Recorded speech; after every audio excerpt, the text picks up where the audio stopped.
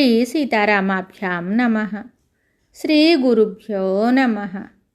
శ్రీమద్ వాల్మీకి రామాయణము అరణ్యకాండము 37వ సర్గము. మారీచుడు శ్రీరాముని ఉదాత్త గుణములను గురించి రావణునకు వివరించుట. సీతాపహరణ యత్నమును మానుకొనుము అని అతడు ఆ లంకాధిపతికి హితవు పలుకుట. ఆ రాక్షసరాజు మాటలను విని మాట నేర్పరియు ప్రజ్ఞావంతుడును అయిన మారీచుడు అతనితోటి ఇలా చెప్తున్నాడు. ఓ రాజా, ఆపదలు వచ్చి పడినప్పుడు యజమాని యొక్క హితాహితములను పట్టించుకొనక ఆయన దగ్గర ప్రాపకమును సంపాదించుట ద్వారా తాము లాభపడుటకై ఇచ్చకపు మాట్లాడువారు ఈ లోకమున కోకొల్లలు. తాత్కాలికముగా అప్రియముగా కనిపించినను దీర్ఘకాలము మీద మున్ముందు యజమానికి మేలు గూర్చెడి మాటలను పలికెడి వారే ఉండరు, పలికినను వినేవారు అరుదు.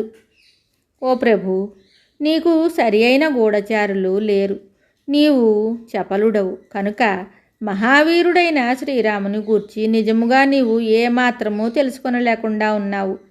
అతడు సద్గుణములకు నిధి, బలపరాక్రమముల విషయమున అతడు ఇంద్రవరుణులతో సమానుడు. నాయనా, నీవు సీతను అపహరించుకొని వచ్చినచో ఈ లోకమునందలి రాక్షసులందరూ క్షేమంగా ఉంటారా? ఉండరు. శ్రీరాముడు కోపించినచో ఈ రాక్షస లోకమును నిర్మూలింపకుండా ఉంటాడా? నిర్మూలించును. జానకీదేవి నీ ప్రాణములను హరించుటకై పుట్టలేదు కదా, అందుకే పుట్టింది. సీతాదేవి కారణముగా నాకును ఆపద వాటిల్లదు కదా, వాటిల్లి తీరుతుంది. కామ ప్రవృత్తి గల నీ వంటి నిరంకుశ ప్రభువును పొందినందులకు లంకానగరమునకును అందలి సమస్త రాక్షసులకును కడకు నీకును చేటు కలగకుండా ఉంటుందా? కలుగుట నిశ్చయము. నీ వంటి కామాతురుడు, దుష్ట స్వభావము కలవాడు, పాపపు ఆలోచనలు కలవాడు, మతిలేనివాడు అయిన రాజు తాను నశించుటయే కాక తన బంధుమిత్రులకును దేశ ప్రజలందరికీ వినాశమును తెచ్చిపెట్టినవాడవుతాడు.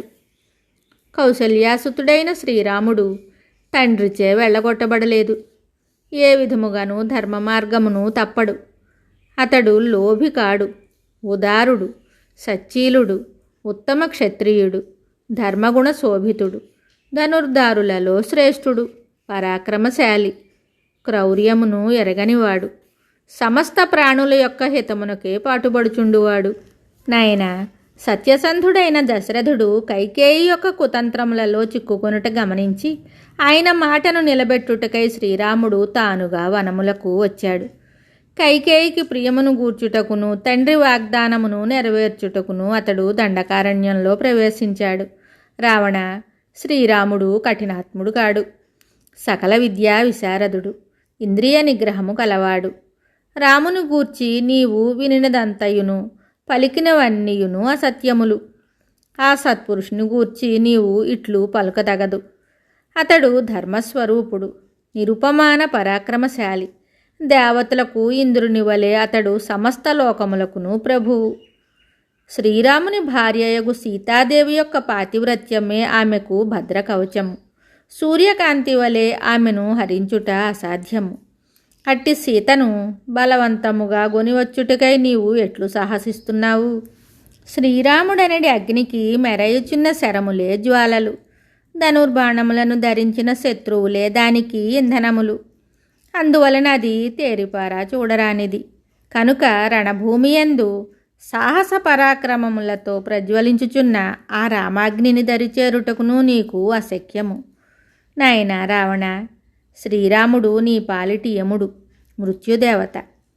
ఎక్కుపెట్టబడిన రాముని యొక్క ధనస్సే శత్రువులను కబళించుటకై తెరుచుకొని నిప్పులు రక్కుచున్న ఆ మృత్యుదేవత ముఖము. శరములే కోపోద్రిక్తమైన ఆ మృత్యుముఖము నుండి వెలువడిన మంటలు.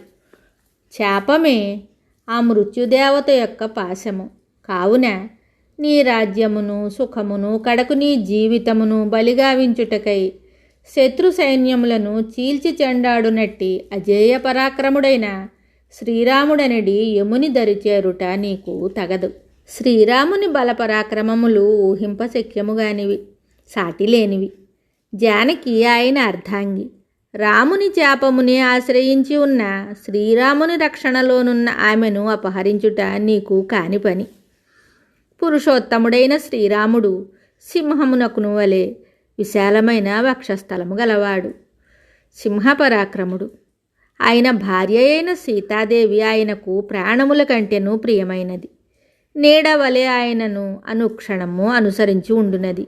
సౌందర్య రాశియు మిగుల తేజోమూర్తి అయిన శ్రీరాముని ధర్మపత్నియు అయిన ఆ యోనిజను ఉవ్వెత్తుగా పైకెగియుచున్న అగ్నిజ్వాలను వలె హరించుట నీకు అసాధ్యము. ఓ రాక్షస ప్రభు, వ్యర్థముగా నీవు సీతాపహరణమునకు పూనుకొనుట వలన కలుగు ఫలితమేమిటి? రణరంగమున నీవు శ్రీరాముని కంటబడినచో ఆ క్షణముననే నీ జీవితము ముగిసినట్లు అనుకొనుము.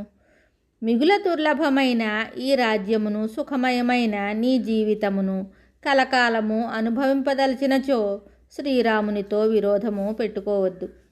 ఓ రాక్షసరాజా, ధర్మాత్ములైన విభీషణాదులతోడను ముఖ్యులైన మంత్రులందరితోనూ లోతుగా చర్చించిన తరువాతనే నీవు ఒక నిశ్చయానికి రమ్ము.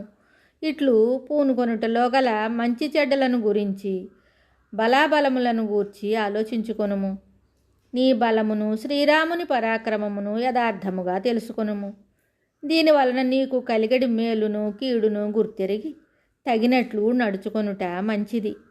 ఓ రాక్షసరాజా, నీవు కోసలరాజు కుమారుడైన శ్రీరామునితో యుద్ధమునకు తలపడుట యుక్తము కాదు అని నేనైతే అనుకుంటున్నాను. అంతేకాక నేను నీకు మరి ఒక విషయాన్ని కూడా చెప్తాను, విను. అది నీకు మేలైనది, తగినది, యుక్తమైనది. వాల్మీకి మహర్షి విరచితమయ్యే ఆదికావ్యమైన శ్రీమద్ రామాయణమునందలి అరణ్యకాండమునందు 37వ సర్గము సంపూర్ణం. శుభం.